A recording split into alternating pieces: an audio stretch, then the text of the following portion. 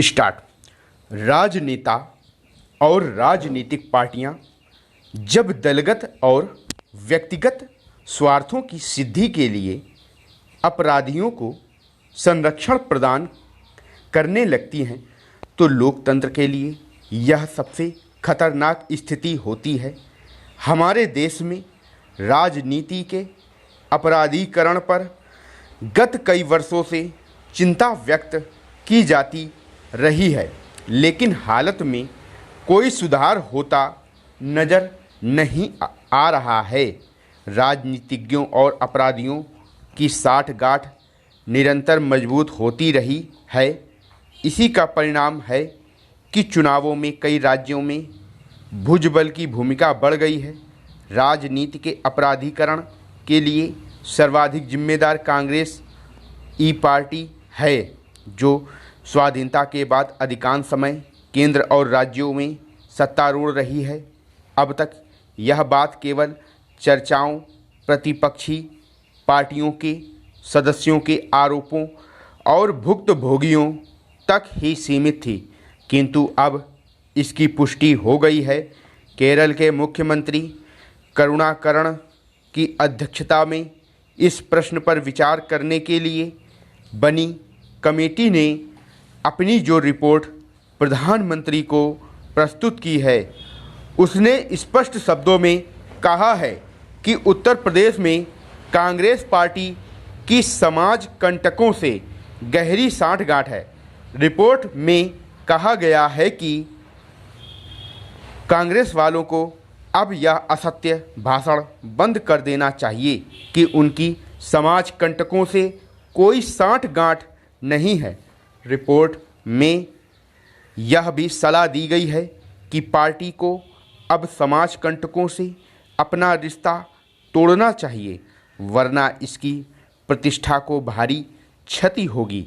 यह तो नहीं कहा जा सकता कि कांग्रेस का नेतृत्व और पार्टी के सदस्य करुणाकरण समिति की रिपोर्ट पर गंभीरतापूर्वक विचार करके उस पर अमल करने का प्रयास भी करेंगे या नहीं, क्योंकि समाज कंटकों से उनके रिश्ते इतने मजबूत हो चुके हैं कि उन्हें तोड़ पाना आसान नहीं है।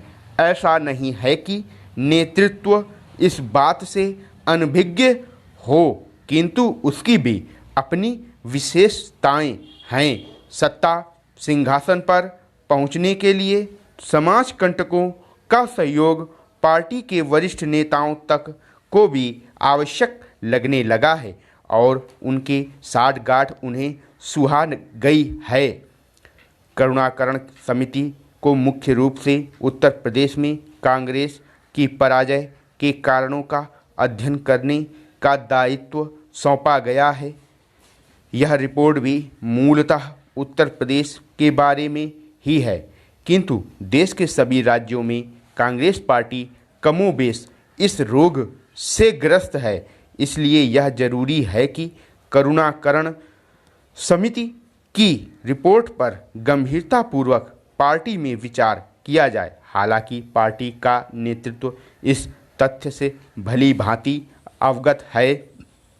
पूर्व प्रधानमंत्री राजीव गांधी ने पार्टी अध्यक्ष के रूप में एक बार पार्टी को सत्ता के दलालों से मुक्त करने की बात कही थी, किंतु ये भी इसमें सफल नहीं हुए।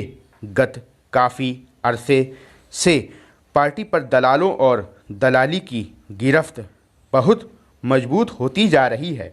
करुणाकरण समिति ने अपनी रिपोर्ट में स्पष्ट कहा है कि यह सफाई देने से कोई फ़ायदा नहीं है कि हमने समाज कंटकों को चुनाव में खड़ा नहीं किया।